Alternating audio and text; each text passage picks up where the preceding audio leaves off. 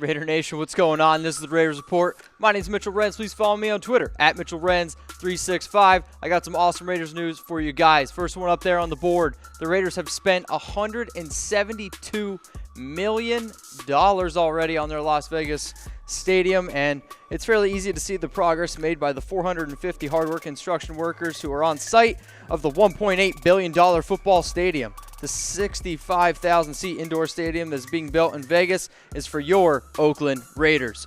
450 people can get a lot of stuff done, so imagine how much will get done when there's 1,500 workers there at its peak next year. As of in mid-May, more than 11% of the concrete has been poured, more than 35,000 double truckloads have been excavated, and more than 200 cranes, some capable of lifting more than 1,000 tons and reaching more than 600 feet high, will soon be on the site.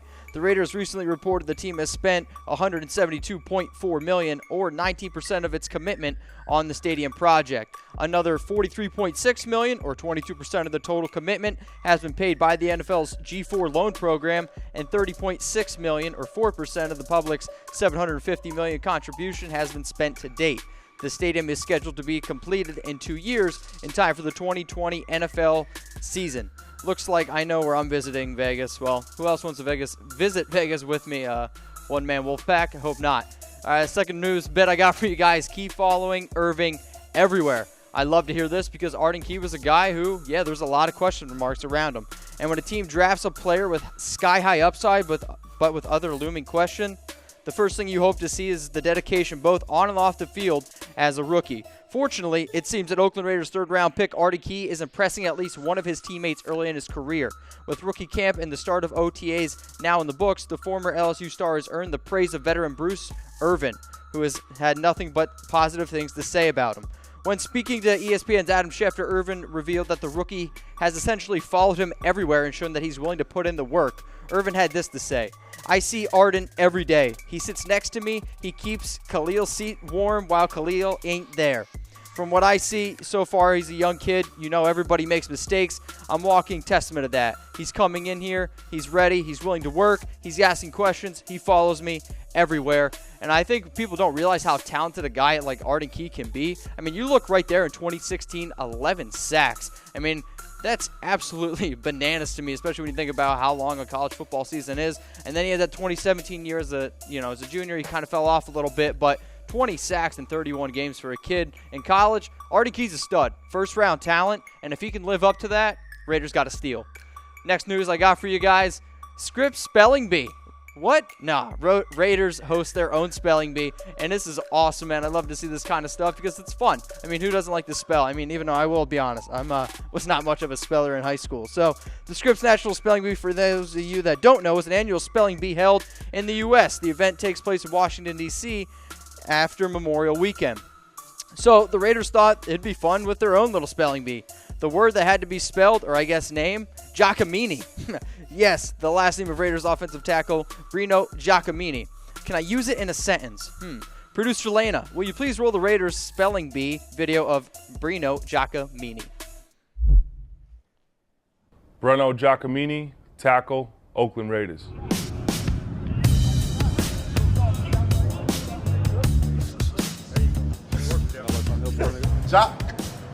Giacomini? Yeah. All right, Giacomini. J-A-K-G-G-I-N-E with an apostrophe. Giacomini. Giacomini. J-O-C-A M-I-N-I. I don't know. Giacommini. Giacomini. Giacomini.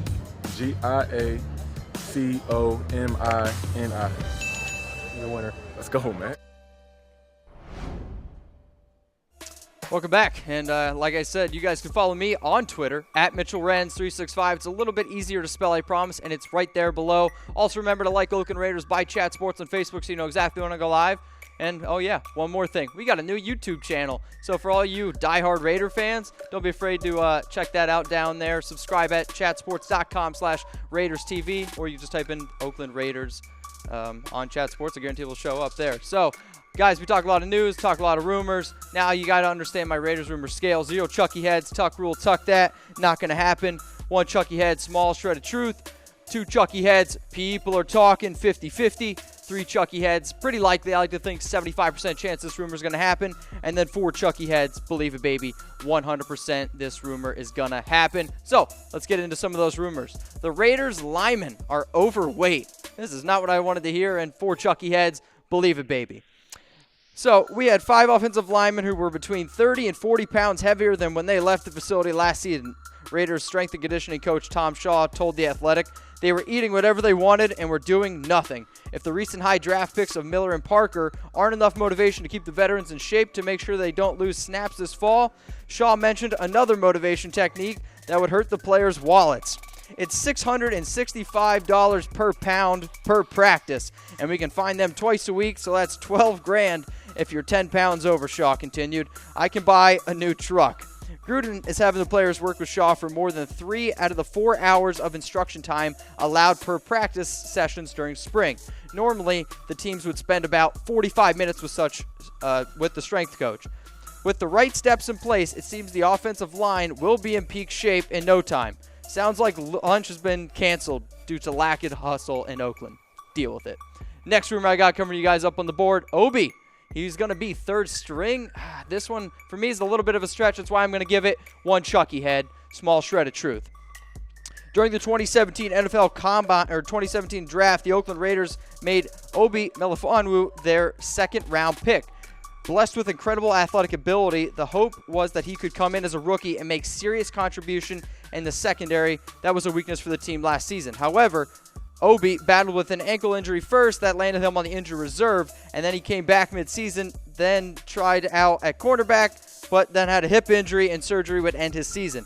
He is just starting to get back on the field with his teammates. This past week, Obi was actually participating in OTAs after sitting out in the first round, but he was nowhere to be seen in terms of him working with a second or first team unit. In fact, Levy Damien from silverandblackpride.com said Obi was working with the 3rd team as he tries to work his way back up the depth chart. It's going to take a lot for Obi to work his way up to being a starter, as he found himself in head coach John Gruden's doghouse after not participating 2 weeks ago in the first round of OTAs. But he will be at least a 2nd string guy, I think, coming to the start of the season. At least that's my personal opinion. Way too much talent there. Next rumor I got coming to you up on the board. Gareon Conley looks great at OTAs. This is a guy who I talked about last week. I'm giving this one 3 Chucky Heads, pretty likely. So I believe the hype around Conley more than I believe the hype around Doug Martin, that's for sure. And Conley's the guy that I mentioned last week on the Raiders Report as being a breakout player for 2018, and he's showing some flashes at OTAs. Gruden said after an OTA session this week, yeah, it's great to see Conley out there. We're counting on him. We needed him. Conley is special. He's a top pick in this draft for a reason. I think from a confidence standpoint, he needs to get some work out in here.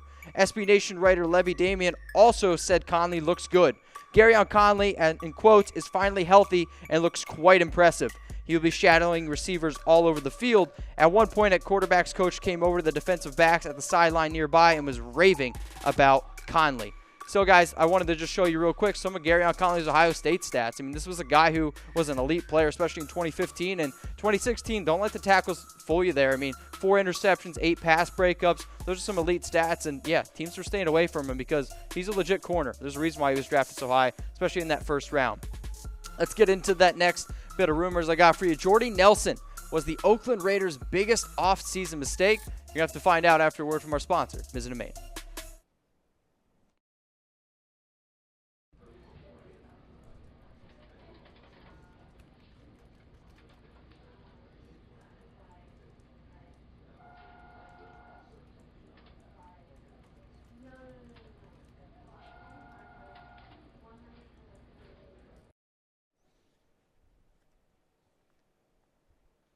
I'm giving this one 2 Chucky Heads.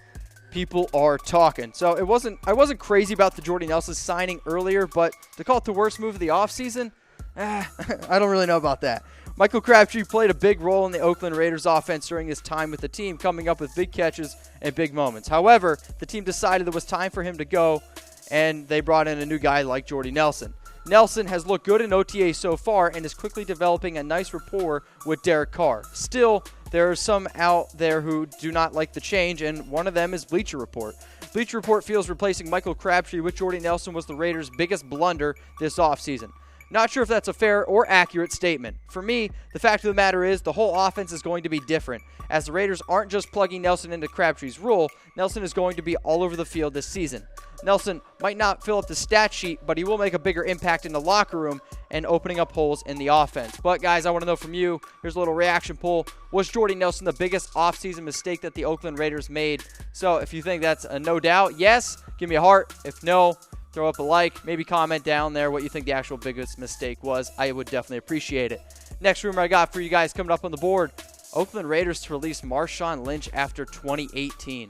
More Marshawn Lynch news. I'm giving this one 2 Chucky Heads. People are talking. So, again, more Lynch drama this offseason. Jeff Smith, the 24/7 writes, I actually don't think this one comes down to anything related to Marshawn Lynch's pure talent. From that standpoint, I think he's a great option, but Lynch will be 33 years old at the point next offseason, and I believe the Raiders will look for their running back of the future. Whether it will be the NFL draft or free agency, Gruden and the company need to find the next backfield mate for Carr. There's always an outside chance the Raiders could push to bring back Lynch one more year if the price is right, but it may be more likely he'd opt out and retire at this point than return for another go-around. I could see the Raiders moving on from Lynch, but I could see him being productive as last season during the last 5 games. Why not keep him? He averaged 5.2 yards per carry and was 10 yards shy of leading the NFL in rushing the last 5 weeks. And if you don't believe me, check out these stats for Marshawn Lynch over his last 5 weeks. I mean, those first 3 games right there, 5.9, 8.7, 4.8 yards per carry.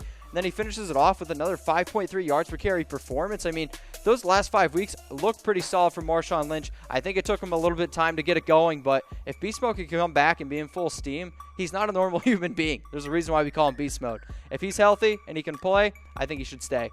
Last rumor I got for you guys coming up on the board, Donald Penn will retire in 2 years.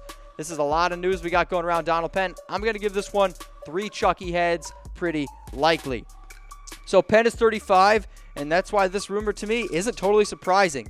The Oakland Raiders are hoping their plan for the future protector of Derek Carr's blindside was added via the 2018 NFL Draft. Assuming that first-round pick Colt Miller is indeed the team's future starter at left tackle, then we now have some sort of timeline that he could be starting.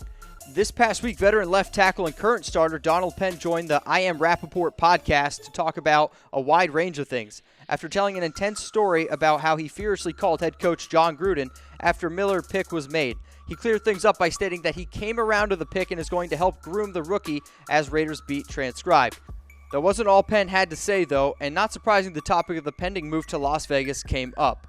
As Penn relieved on the podcast, Sin City probably isn't in the future and is planning to retire in 2 years. So, guys, I just wanted to show you real quick what Penn's contract looks like. In 2017, the guy made $7.5 million at age 34. And then, as you can see, in 2018 and 2019, his salary is going to increase a little bit, 35, 36. And then in 2020, he's going to be unrestricted free agent at age 37. And that could be a main reason why. Well, he might not be coming back, and he may be retiring very soon.